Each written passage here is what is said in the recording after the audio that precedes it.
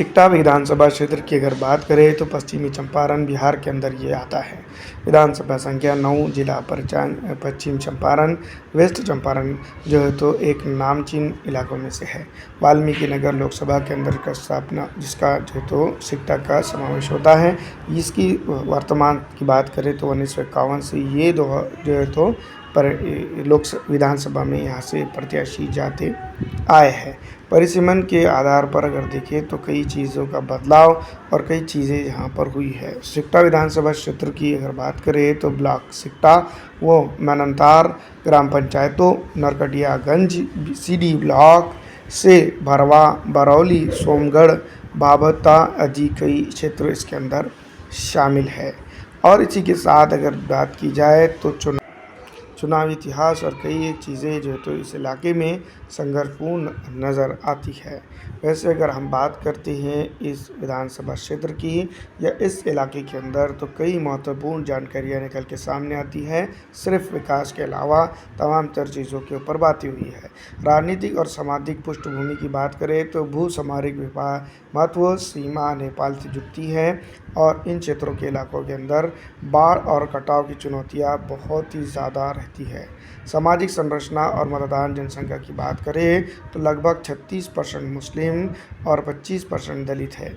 14% यादव, 12% कुर्मी और करीब 8% कुइयार की जातियाँ के कुल मतदाता 2.6 से 2.7 तक जाते हैं।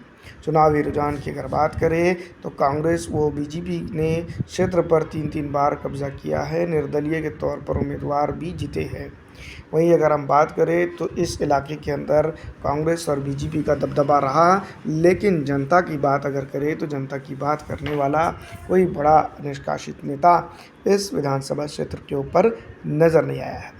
चुनावी रुझानों की अगर बात की जाए तो इस बार कई बड़े बदलाव की उम्मीद जनता नज़र लगाए बैठी है, लेकिन क्या इस विधानसभा क्षेत्र के ऊपर इस तरह की चीज़ें कुछ होंगी या नहीं, कमेंट करके हमें ज़रूर बताइएगा। 2020 विधानसभा चुनाव की प्रमुख तथ्य की अगर बात करें तो मतदान लगभग 65 से 66% हुआ था और इसके बावजूद भी यहाँ पर काफ़ी कुछ चीज़ों को लेकर अगर देखा जाए तो जनता ने बड़ी तादाद में वोटिंग करने के बाद भी वो अपने आप में ठगा हुआ और इस इलाके के ऊपर विकास की गति स्थिति को अगर देखा जाए तो काफ़ी धीमा महसूस करती ही होंगी। पिछड़ा दलित आरक्षित मुस्लिम समाज की अगर बात करें तो उनकी झुग्गी झोपड़ियाँ और उनके इलाकों के अंदर विकास अब तक के नदारद नज़र आता है या फिर मेहमान के तौर पर ही विकास कभी कभार दिखाई देते हैं। 2020 विधानसभा चुनाव के कारण जहां पर कई एक चीज़ें नज़र में आई है। CPI-MLL गुप्ता जो है तो 28.85 वोट उन्होंने हासिल किए थे।